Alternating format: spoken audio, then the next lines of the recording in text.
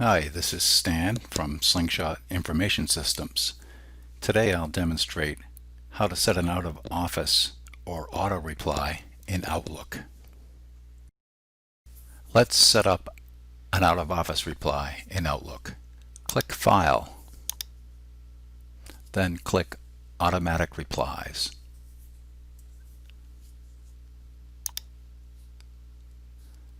Click Send Automatic Replies, then only send during this time range and enter your start and end times.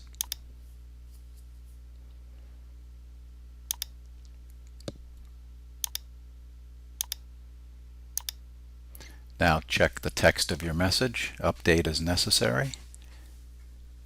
Then click Outside My Organization and make sure that Auto Reply Outside My Organization is checked and make sure that message is updated properly. Then click OK. Now you can turn off Out of Office there or at the top of the Outlook window.